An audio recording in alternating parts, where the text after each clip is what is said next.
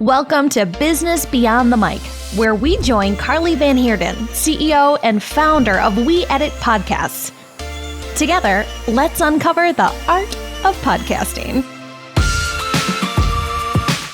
Hey everyone, and welcome to Business Beyond the Mic. I'm your host, Carly Van Heerden.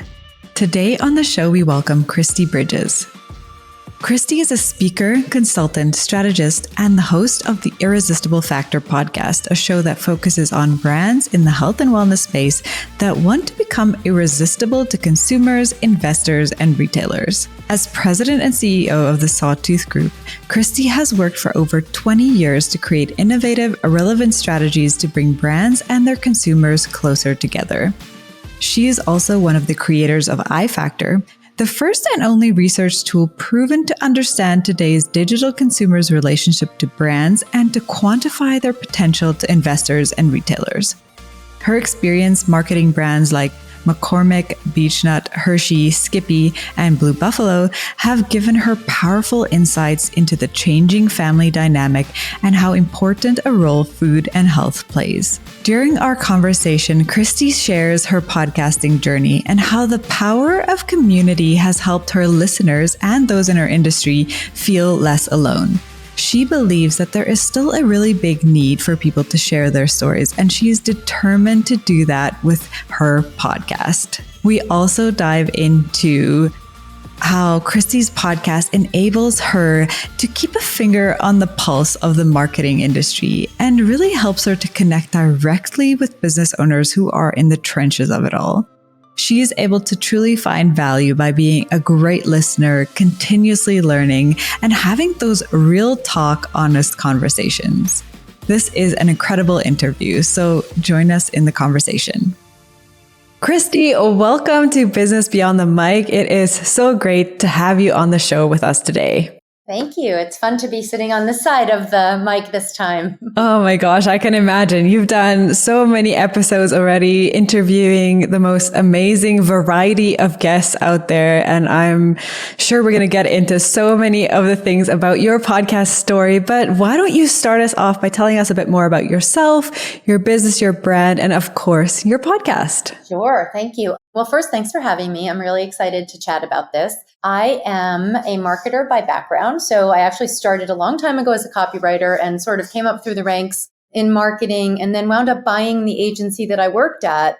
I worked there for a long time and I bought it about 6 years ago, which was exciting and terrifying at the same time. And we focus on food. We were really focused on consumer packaged goods brands. And I had a specific passion around food and fitness and health and wellness brands. That's what I cared the most about. And I saw such a big need for consumers to understand more about what kind of foods they were eating and how it affected their bodies and what kind of tricks were being played on us by marketing in a lot of ways. Like we really don't understand. And there's so many different ways of talking about things. And so it's very confusing. And I wanted to try to be part of a solution for that. So I started really shifting the work that we were doing to be in those categories so that I could be helpful and get the word out on brands that I thought were doing really great things for either human beings or for the environment or for our fitness. That's the shift that I made about 6 years ago. And that led us from really big, giant clients like McCormick Spices and PNC Bank and things like that and Pabst Blue Ribbon Beer to more early to mid-stage brands. So really started working with a lot of founders, a lot of people who didn't have a lot of knowledge about how to get consumer insights or how to speak to consumers on the right platforms in really relevant ways. And so that combined with this digital research platform that we had developed at the same time I was buying the agency led me to these founders and these private equity investors and investment bankers and people I had never interacted with. You know, I was dealing mostly with marketing directors and marketing managers, and we never got to, there were no founders. They didn't exist because the companies were so big. So it's been a really interesting journey, but what wound up happening was COVID, right? So everything was going great, and then COVID happened, and I was dealing with a lot of people who were terrified because their investments had dried up. Nobody was writing checks. Brands couldn't get funded, so they couldn't do the kind of marketing or scaling that they needed to do. And I was at the bottom of that food chain in a way, trying to figure out what I was going to do. And so I thought, instead of freaking out, which is what was happening, and worrying, I would do something that I felt could be potentially useful, because I kept hearing the same stories. I'm stressed. I'm alone. No one understands what I'm going through. So I started the podcast called The Irresistible Factor as a way of really helping create a platform for those founders to share stories. So at first, I was doing two things. One is I was trying to get connected to more founders, but really I wound up wanting to help them share their stories with each other, because they were giving comfort to each other without even knowing it. They were basically saying, here are my challenges. And then another founder would hear it and say, oh my God, they're going through the same thing I am. And I think we all tend to do that. We think we're alone, and we think we're the only ones who understand. And, social media makes it a million times worse, because it looks like everyone's doing great every single day. And so the podcast became sort of a place where people could have real, honest conversations about what was actually going on, what their challenges were, how they overcame them. And it took off in a way that I never, ever imagined. I wouldn't have expected. I had no idea. So I was really naive at the beginning, and I think in a good way, because I had pretty low expectations. And it turned out to be something completely different. One of my favorite things that I do, I still am a marketer. I still have my agency. I still have my digital research platform. We do all the things to help brands become successful. But I also have this podcast, which has become a real passion project for me. It's its own little mini ecosystem of founders and investors and retail distributors and buyers. And it's just incredible. It's been incredible. Wow, Kristi. And it's so evident in all of your episodes, that pivot that you made from these giants and everything to those founders, because they're all over your show. Their stories are shared there. You can dive into, like I was even scanning through, I'm like, I would never have heard of any of these people if you hadn't had them on the show. Yeah. But now I'm learning about all of the companies from origins in Greece and all these things. And it's just incredible, because those stories are so much more valuable to share with all of the people that you are working with, and, helping them through, as you say, COVID, which was an interesting time. So when did you first start your podcast? Was it around COVID time? It was right in the middle of COVID. It was really when things seemed like they weren't going to get better at any point. And, it's interesting, because I was fully expecting when COVID ended, which it doesn't seem like it's ever really going to end, but when it really ended and the lockdown ended, I felt like things were going to go back pretty quickly to the way they were, but they didn't. No. And it's not, this has been in a lot of ways for founders, and even for me, a harder year than the COVID years were, because at least during COVID, for most of my brands, there was massive DTC work happening. Like everyone was ordering, everyone was out of stock of things. And so it was, I'm not going to say easy, but there were brands that I was working with that had no revenue that all of a sudden had more revenue than they could handle, more orders than they could handle. And then after COVID, when people started going back to the store, that fell off a cliff, as did the economy in a way. And so everyone thought it was going to be easier to raise capital post-COVID. And for about 6 months, I think it was. But now it's just as bad as it was during COVID, and just as hard. And so I think the podcast remains an important place for people to go and get advice and understand what's going on in the world and connect with each other. Yeah, no, totally. Because that's the same thing that we saw in our industry. Obviously, podcasts took off really big during COVID. Everyone was home, everything was happening. But then slowly but surely, that free time got taken back, because they had to head back to work, all those things that happened. And just the after effects of COVID that you see in your life, right? Like big companies scaled down and, let a lot of people go, but they didn't quite hire back to what they should have been. So the service that we're getting in everyday life things is just not there yet. And it totally spills through in everything that we've done. But I think I stopped saying yet, because I don't think it's going to be back to I don't think it's ever going to be the way it was. And I think people are starting to just kind of get used to it. Like, it is what it is. We're dealing with what we're dealing with. We're going to have the kind of service we have. Like, it just feels tight right now. Yeah. Yeah. Well, you've created this incredible platform, and I guess all those people that you've had on, do you get a lot of feedback from your guests that you've had or your listeners to say that they do feel more in community? Is there a space that you've created for them to connect outside of the podcast, or what are your kind of goals with that? So that's a great question. And that is one of my goals, to create an actual space for that. And we're working on that right now, where they could collaborate with each other. But having said that, one of the reasons that became a goal is because a lot of people started asking me about other guests or about other partners, and I started connecting people. So I do have some brands that I've worked with that are doing some collaborations on their own. And I also want to create a space for them where they can go and get connected. I've also connected some brands to Capital. So it's been really exciting. But yes, I definitely have goals of creating more of a community where those guests can interact with each other without me. Right now, I make the connections, and it's sort of, old school, if you will. Yeah, no, that's like another benefit that you got out of the whole thing. And do you think that because of this community that you've built, has that affected your business or grown your brand on the side as well? I mean, it definitely has. And that was part of the reason I started it in the first place. It just didn't happen quickly. It took a long time, I will say. I had a couple of quick little projects, but mostly it's taken a long time and has really been, in a lot of ways, like, I don't even know how to describe it, because I thought it was going to be fun, but I didn't think I was going to learn as much as I have. So one thing I would say about podcasting is that I've learned, and I continue to learn every single time I interview someone, something I didn't know, which is wild because I've been doing this for a long time. But I think that the exposure to all different kinds of people who have all different kinds of challenges is such a good reminder. Like, I have approached my business completely differently based on what I've learned from the podcast. I have a totally different understanding of what brands actually need at these early stages of their lives. And it's not the same as what they need in 5 years when they have lots of resources, or even nobody ever has lots of resources anymore. But the resource allocation at the beginning of a brand is so different than it is in the middle of its life or as it gets to be more established. And I think that's really important learning for me. So every time I interview someone, I learn something else, a different challenge that they're faced with that most marketers don't know because they do not have the kind of exposure that I have. So that has been a gift.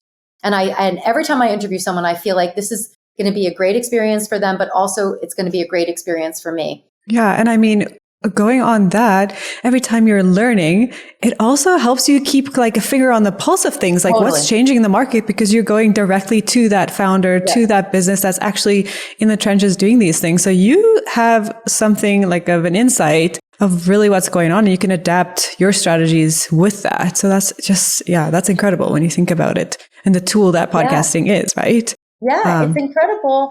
And it's just, I don't even know how to say, it's just, I had one podcast guest tell me on the podcast, this guy, his name is Sean, and his company is called Askinosie Chocolate. That's his last name. And he told me that he uses my podcast to teach his marketing team how to build their brand. And I was so blown away and flattered by that, because I feel like I'm learning from them, and I feel like I'm doing something that's creating this community. But the fact that people are using the things that we're talking about to teach other people is just incredible to me. Yeah. I mean, we went around, it was International Podcast Day the other day, and we went around and asked our team members, what does podcasting mean to them? And one of them actually said, podcasting is basically a free resource. So who doesn't love a free resource? And I'm like, totally. You just hop on there, find what you want to learn about, and it's out there. So that's high praise for you and your podcast doing so well. And I mean, it became a really interesting resource for people. And that's one thing I definitely wasn't expecting. So I love that about it. And I bump into people all the time. I went to, there's something called SKU, which is a mentoring program for early stage brands that I'm a part of. And I was at this thing called Expo West visiting some of the brands that I know. It's one of the biggest food trade shows in the country for health and wellness brands. And I was introducing myself to someone who was in the SKU program.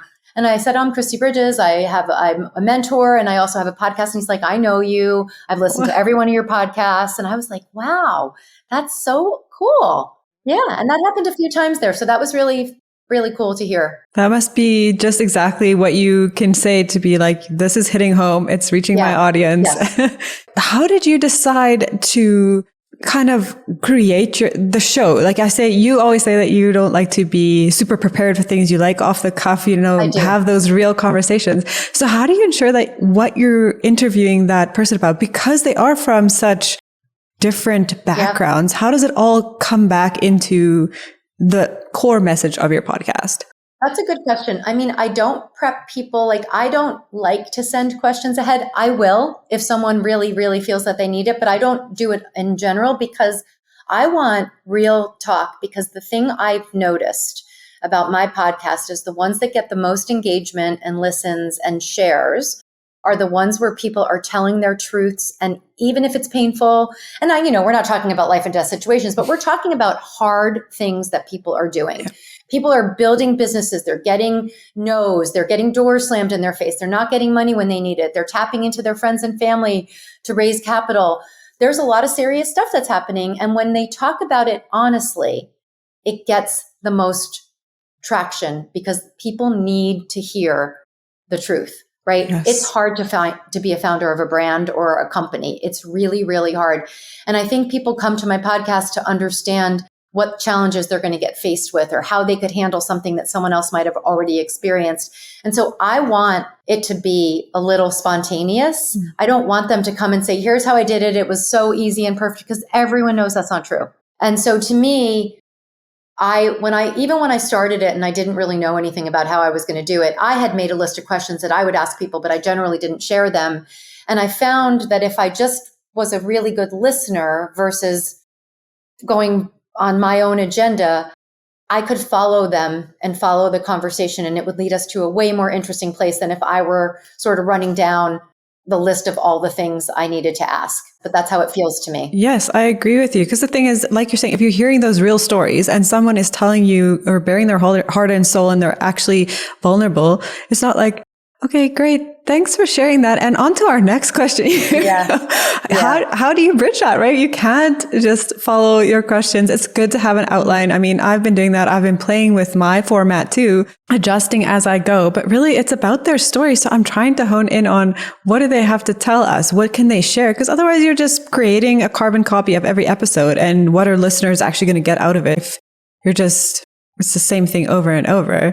But yeah, I love what you said about it's not easy to build a business, and people who say, do what you love and you won't work a day in your life. That's not true, because even if it's what you love, it still requires work. You still have to put in the time to get things done. It's not going to magically happen overnight. So definitely not. Yeah. It's hard work, and it's, and I also have, I don't know what it is. I feel like this happens to me all the time. People tell me things that they didn't plan on telling me all the time. It's how I have made some of my best friends in the whole world. And it's so interesting to me. And someone just said something to me about how easy it was to talk to me and share things that are things that they never share with anyone else. And I think that's part of it. Like, I think part of it is just going where the conversation goes and not having an agenda and trying to get to a certain place. Because that generally you can feel it as another human being, right? Yeah.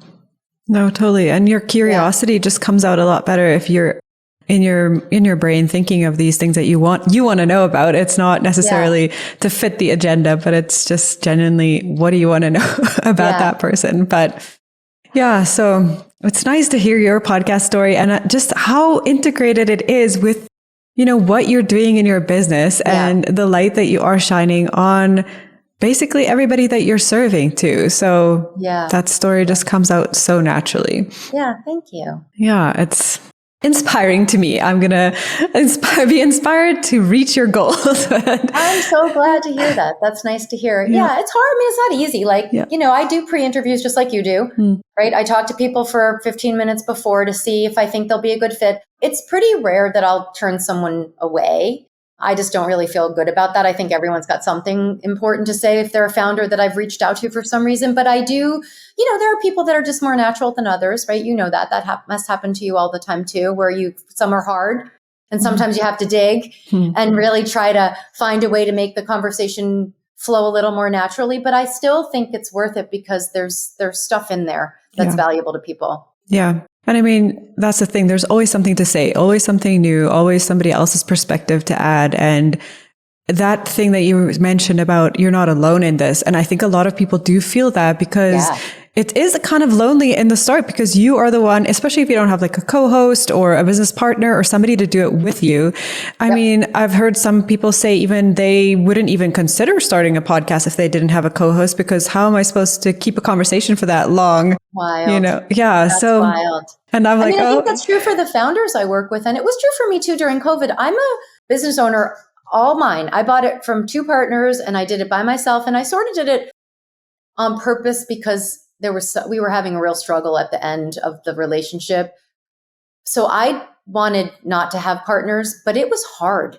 And when COVID happened, it was really hard. And I felt the same way as the founders of the brands that I work with felt. Yeah. I felt like I couldn't talk about the struggles because I didn't want people to worry about them the way I was worrying about them. But it was so nice to connect with people who were doing the same thing and realize that I wasn't alone in how I felt, that a lot of people felt like they wished they had people they could talk to, but also didn't want to constantly be saying, oh my gosh, I don't know what's going to happen. I'm scared. Like, you can't do that.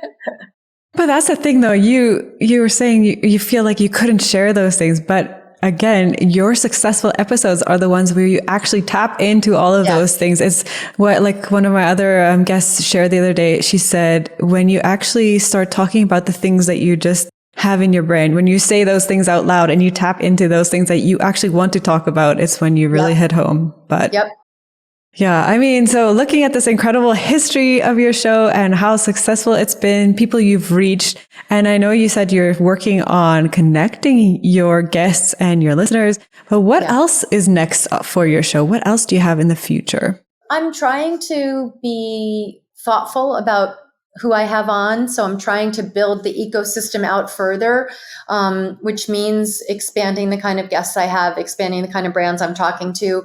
But I still feel like right now is a really tough time in the industry. And so I feel like there's still a really big need for people to talk about their stories and share the challenges that they're facing. And so that'll continue to be what I do. And, I have not monetized it and I've thought about it, but I've taken no real steps except for in my head. Mm-hmm. And when I do, which is a goal, I want to do it with sponsors, not with podcast guests. I know there's a school of thought that says you charge people to be on your podcast and they get exposure. But for me, that changes everything about it. I don't want it to be pay to play. I want people to feel supported and I want them to feel like they can be open. And like that part of it for me isn't a thing.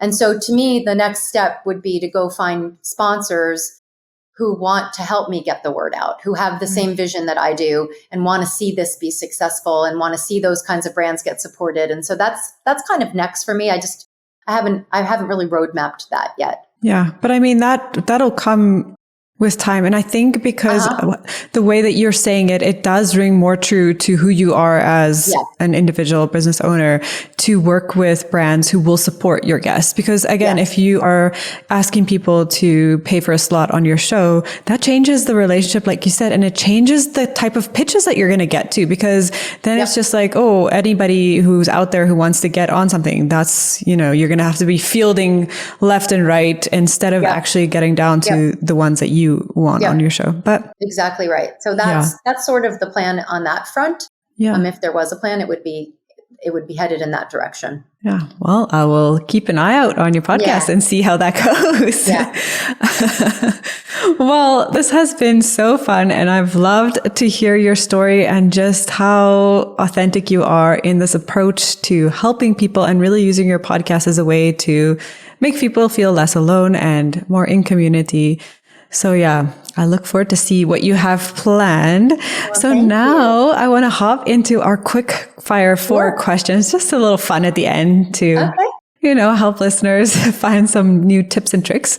So the first thing is, how has the podcast changed the way you do business or life? I don't know about life, but maybe life, but business for sure. It has made me so much more knowledgeable about what kinds of things I think about on behalf of my clients that are paying me, because I understand way more deeply what they're dealing with and what they're up against. And I think if you could take away things, if you're a podcaster and you are interviewing people and there's stuff that you can learn from them and internalize it, it has to play back into your business. It has to.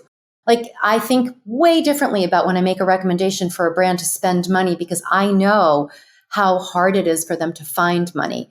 So it's not, when you're working with big brands, you can say, here's your budget, and we're going to take $1 million and put it here, and we're going to take $1 million and put it here, and we're going to see what happens. You cannot do that with these brands. Every single dollar counts. Every single second counts. And so I'm really thoughtful about that. And I've learned that from the podcasting. I've learned what they need. I've learned that not only do they have to get consumers engaged, they have to make presentations to their investors and their board of directors, and they need data to back up every decision they make. And so all of that learning came from the podcast. Wow, that's incredible. Yeah. I love it. I wish I could dig in more, but I feel like we did. But anyways, this is the part where I'm like, okay, all these amazing things that they're saying, but let's keep going on my questions.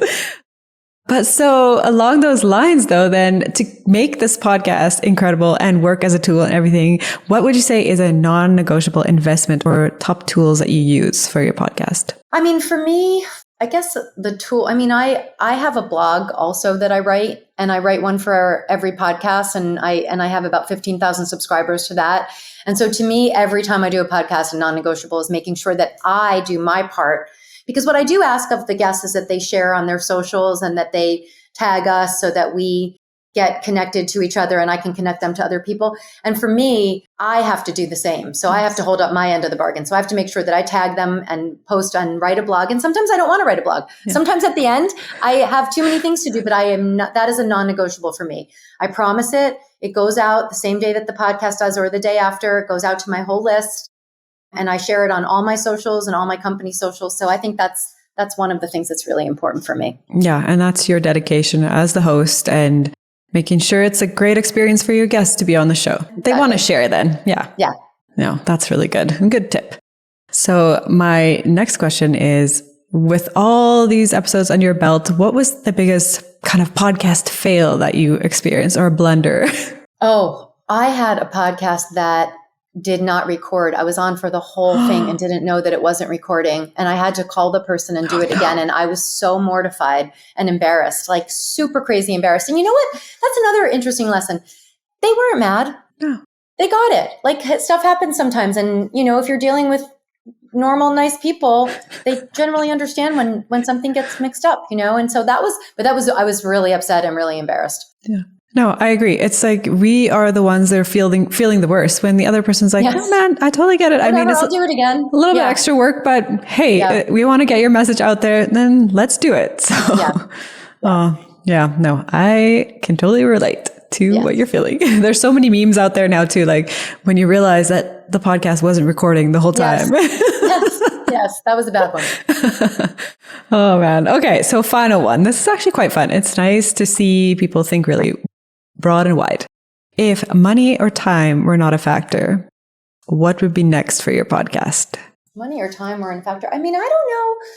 I guess I'd probably just do more of it. Or, for me, next is really creating a bigger community that goes beyond podcasting. And that is a function of money and time. Like, I need to find time to do it. It means giving up something else that I'm doing because I don't really have a lot of spare time. So to me, broadening the community beyond podcasts would be what I would do with the podcast, which I don't know if that's a real answer because it's not, but it is. That is my answer. That's what I want to do. Yeah. That's a perfect answer because that's the thing. Everything that you do with work, with podcasting, whatever, it's a give and take. There's somewhere that you have to give and somewhere to take. So I totally agree. And I think I'd probably spend more money marketing my own podcast so that more people got exposed to it. That's another thing, but that's all the same issue. Yeah. You need time and you need more money. Yeah. But who would say they don't need more time and more money? Everybody. Yeah. Right. Yeah, no, totally. And I agree with that. The marketing of your podcast, it's a component that people don't often think about. It's like, okay, sure, you've produced this podcast, everything, but now who's seeing it? Who are you telling about it? Like, exactly. It's the hardest part. And I'm a marketer and it's still really, really hard. So I think that's the hardest part. I think getting guests is a surprisingly easier thing to do because people really do love to tell their stories. Yeah, they do. They do. Yeah. Well, Kristi, this has been so fun and so good to just dig into everything. Is there any final piece of advice that you would leave the listeners with today on their podcasting journey? I think my real advice is not to stress over the guest part because I think that part, like if you have a good proposition and you really feel like you're being true to your mission and you're helping people in some way or another by getting them on your podcast, just do it. Like, just do it. People love to share their stories. I think that part of it, which feels like the most intimidating at the beginning, actually winds up being the easiest in the end. Because once you get momentum and people start talking to each other, and I think asking people too, like another piece of advice would be, if you're on a podcast interview with someone and you don't have your next one lined up, ask that person. Like, people love to share other people with you and love to connect you. And I think that's one other thing I've learned. People want to connect you to their network. And so just ask the question, even though it feels like a little uncomfortable. Yeah, no, totally. Yeah. I agree with that, because in my thank you emails, that's what I do. I say, thanks so much. And if you think of anybody who you think will be a great fit for the show, let it rip. Like, and I've had some amazing introductions that way, just because it opens the door, and it's not like some cold email. That person already has been on your show. They can testify, kind of give you a little vote of confidence. So yeah. Who doesn't love a good testimonial? Exactly. Oh, wow. Well, this has been incredible. Thank you so much, Kristi, for coming on the show and sharing more about your business beyond the mic. Well, thank you so much. I really appreciate it. It was really nice to chat. Yeah, it's been amazing. Well, thanks, everybody, and we will see you next time.